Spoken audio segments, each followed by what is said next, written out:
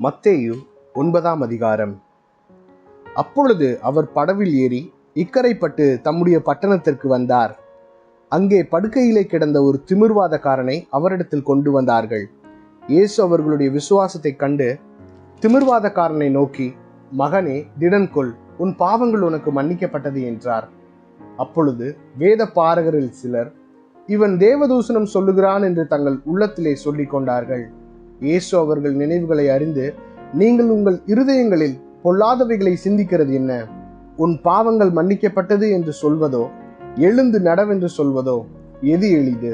பூமியிலே பாவங்களை மன்னிக்க மனுஷகுமாரனுக்கு அதிகாரம் உண்டென்பதை நீங்கள் அறிய வேண்டும் என்று சொல்லி திமிர்வாதக்காரனை நோக்கி, நீ எழுந்து உன் படுக்கையை எடுத்துக்கொண்டு உன் வீட்டுக்கு போ என்றார். உடனே அவன் எழுந்து தன் வீட்டுக்கு போனான். ஜனங்கள் அதை கண்டு ஆச்சரியப்பட்டு, மனுஷருக்கு இப்படிப்பட்ட அதிகாரத்தை கொடுத்தவராகிய தேவனை மகிமைப்படுத்தினார்கள்.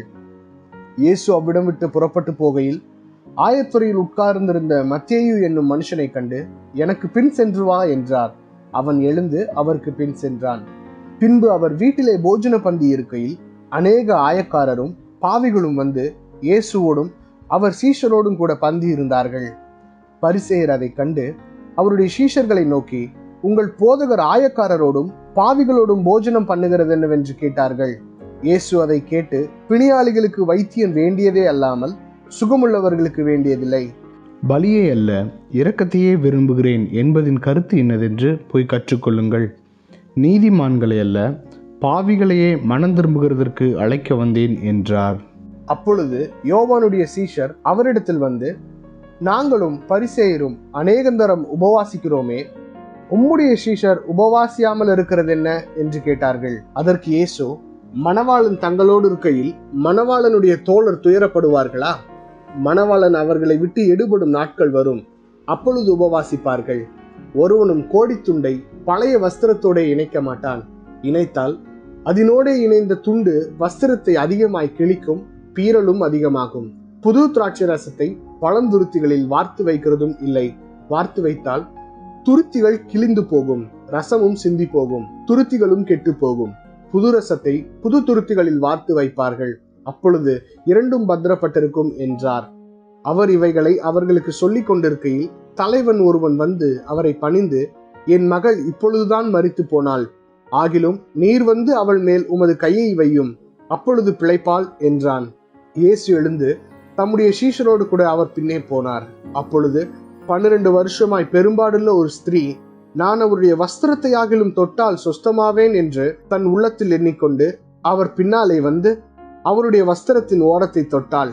இயேசு திரும்பி அவளை பார்த்து, மகளே, திடன் கொள், உன் விசுவாசம் உன்னை ரட்சித்தது என்றார். அந்நேரம் முதல் அந்த ஸ்திரீ சொஸ்தமானாள்.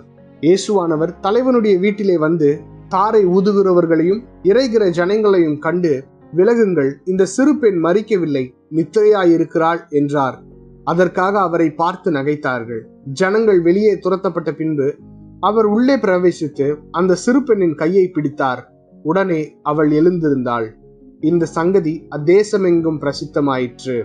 இயேசு அவ்விடம் விட்டு போகையில் 2 குருடர் அவர் பின்னே சென்று, தாவீதின் குமாரனே, எங்களுக்கு இறங்கும் என்று கூப்பிட்டார்கள். அவர் வீட்டுக்கு வந்த பின்பு அந்த குருடர் அவரிடத்தில் வந்தார்கள். இயேசு அவர்களை நோக்கி, இதை செய்ய எனக்கு வல்லமை உண்டென்று விசுவாசிக்கிறீர்களா என்று கேட்டார். அதற்கு அவர்கள், ஆம், விசுவாசிக்கிறோம் ஆண்டவரே என்றார்கள். அப்பொழுது அவர்களுடைய கண்களை அவர் தொட்டு, உங்கள் விசுவாசத்தின்படியே உங்களுக்கு ஆக கடவுது என்றார். உடனே அவர்கள் கண்கள் திறக்கப்பட்டது. இதை ஒருவரும் அறியாதபடிக்கு எச்சரிக்கையாயிருங்கள் என்று இயேசு அவர்களுக்கு கண்டிப்பாய் கட்டளையிட்டார். அவர்களோ புறப்பட்டு அத்தேசமெங்கும் அவருடைய கீர்த்தியை பிரசித்தம் பண்ணினார்கள். அவர்கள் புறப்பட்டு போகையில் பிசாசு பிடித்த ஊமையான ஒரு மனுஷனை அவரிடத்தில் கொண்டு வந்தார்கள். பிசாசு துரத்தப்பட்ட பின்பு ஊமையன் பேசினான். ஜனங்கள் ஆச்சரியப்பட்டு, இஸ்ரவேலில் இப்படி ஒரு காலம் காணப்படவில்லை என்றார்கள். பரிசேயரோ, இவன் பிசாசுகளின் தலைவனாலே பிசாசுகளை துரத்துகிறான் என்றார்கள். பின்பு இயேசு சகல பட்டணங்களையும் கிராமங்களையும் சுற்றி நடந்து ஜெப ஆலயங்களில் உபதேசித்து ராஜ்யத்தின் சுவிசேஷத்தை பிரசங்கித்து ஜனங்களுக்கு உண்டாயிருந்த சகல வியாதிகளையும் சகல நோய்களையும் நீக்கி அவர்களை சொஸ்தமாக்கினார். அவர் திரளான ஜனங்களை கண்ட பொழுது அவர்கள் மேய்ப்பனில்லாத ஆடுகளைப் போல தொய்ந்து போனவர்களும் சிதறப்பட்டவர்களுமாய் இருக்கிறபடியால் அவர்கள் மேல் மனதுருகி தம்முடைய சீஷர்களை நோக்கி, அறுப்பு மிகுதி, வேலையாட்களோ கொஞ்சம். ஆதலால் அறுப்புக்கு எஜமான் தமது அறுப்பு வேலையாட்களை அனுப்பும்படி அவரை வேண்டிக் கொள்ளுங்கள் என்றார். ஆமென். அன்பின் நல்ல பிதாவே, உம்முடைய சமூகத்துல இந்த நாள்ல வரும்படியாய் நீர் எங்களுக்கு தந்த நல்ல கிருபைக்காக நன்றியோடு கூட துதிக்கிறோம். ஆண்டவரே, இந்த நாளுக்காகவும் உமக்கு கோடி ஸ்தோத்திரங்களை ஏறெடுக்கிறோம் சுவாமி. கர்த்தாவே, இந்த நாள் வரைக்கும் எங்களை வழி நடத்தி, எங்களை போஷித்து, எங்களை பாதுகாத்து, எங்களுக்கு எல்லாமுமா இருந்து கர்த்தாவே எங்களை நடத்தி வருகிற உம்முடைய பெரிதான கிருபைகளுக்காய் இரக்கங்களுக்காக நன்றி அப்பா. இந்த நாளை கர்த்தாவே உம்முடைய கரங்களில் நாங்கள் ஒப்பு கொடுக்கிறோம்.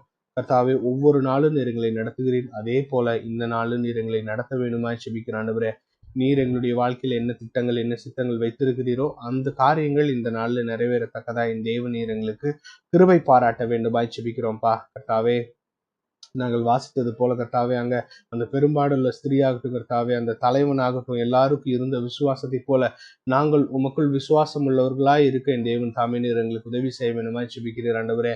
கர்த்தாவே, எங்களுக்கு திடமுள்ள மனதை தாருங்க ஆண்டவரே. எங்களுக்கு நல்ல ராஜா ஆரோக்கியமான வாழ்க்கையை தாருங்க. இந்த நாள் முழுவதும் ஓடக்கூடியதான பலனை தந்தரல வேணுமாய் செபிக்கிறப்பா. எங்களுடைய வேலைகளை என் தேவன் எங்களோடு கூட இருங்க. நாங்கள் கர்த்தாவே, நீர் எங்களுக்கு கொடுத்த இந்த வேலைகளை நாங்கள் உண்மையுள்ளவர்களாய் இருக்க என் தேவன் நீர் எங்களுக்கு கிருபை பாராட்டுவீராக அப்பா. ராஜா, பிரயாணம் செய்கிறதான ஒவ்வொருவருக்காய் செபிக்கிறான் ஆண்டவரே. கர்த்தாவே, ஒவ்வொருவரையும் பாதுகாத்துக் கொள்ளுங்க. உங்களுடைய தெய்வீக கரம் அவர்களோடு கூட இருக்க வேண்டுமா செபிக்கிற ஆண்டவரே. கர்த்தாவே, விசேஷமா இந்த நாள்ல கர்த்தாவே ஊழியம் செய்கிறவர்களுக்காய் செபிக்கிறப்பா.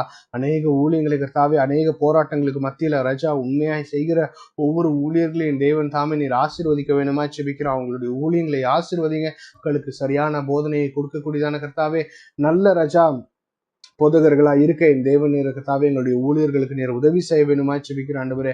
உங்களுடைய வேதத்தின் ரகசியங்களையும் உங்களுடைய வேதத்தின் சத்தியங்களையும் அவர்கள் போதிக்கத்தக்கதாய் நீர் அவங்களுக்கு ராஜா ஞானத்தை தந்தரல வேணுமா செபிக்கிறான்ப்பா. கூட இருங்க, வழி நடத்துங்க, பலப்படுத்த வேணுமா செபிக்கிற ஆண்டவரே. ராஜா, அவர்களோடு கூட இருந்து கர்த்தாவே உங்களுடைய சமாதானத்தை அவர்கள் இருதயத்துல தந்தரல வேணுமா செபிக்கிறான்ப்பா.